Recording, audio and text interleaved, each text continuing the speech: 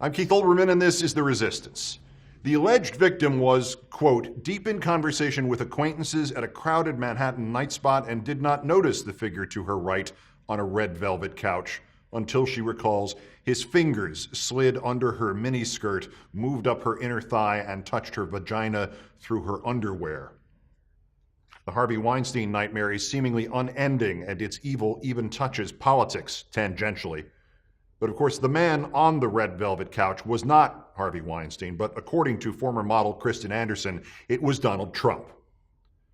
I'll go backstage before a show, and everyone's getting dressed and ready and everything else, and no men are anywhere, and I'm allowed to go in because I'm the owner, and therefore I'm inspecting it. They're standing there with no clothes. Is everybody okay? And you see these incredible looking women, and so I sort of get away with things like that. The Harvey Weinstein crisis and the crises rolling out behind it in film and TV may reveal an epidemic, but of course the entertainment mogul describing how he got away with staring at the naked women backstage, the young naked women, was not Harvey Weinstein, but was, by his own admission, Donald Trump. After another alleged victim revealed that she was pushed against the wall and the perpetrator had forced his tongue into her mouth, the alleged perpetrator later told his apologist, quote, take a look. You take a look. Look at her. You tell me what you think. The dismissal by his apologists, his enablers, for decades of how Harvey Weinstein exploited his power against women is its own scandal.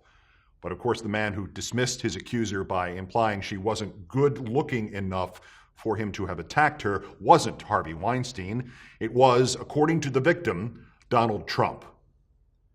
After the other victim, one of at least 24 self-revealed victims, said he lifted up the airplane armrest that separated them and grabbed her breasts and tried to put his hand up her skirt, the perpetrator told a different group of his apologists, quote, believe me, she would not be my first choice.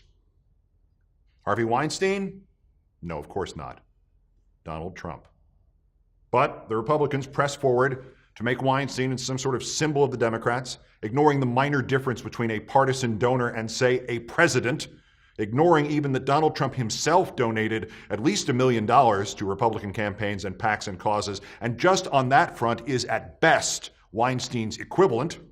And Kellyanne Conway speaks with a straight face about Trump empowering women when she was his campaign manager when the pussy grabber tape came out and Trump pretended it was locker room talk instead of the soundtrack to his decades of lechery.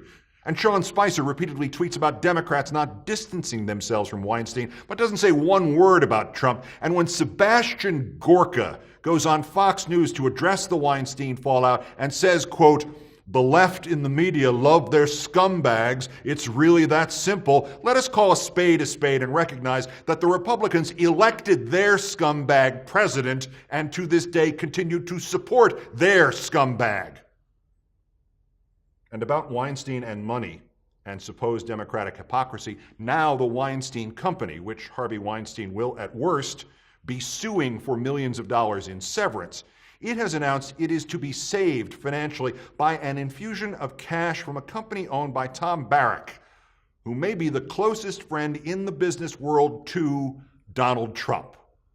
They say Harvey Weinstein is a monster and his company enabled him, but let that company die? Hell no, this is business.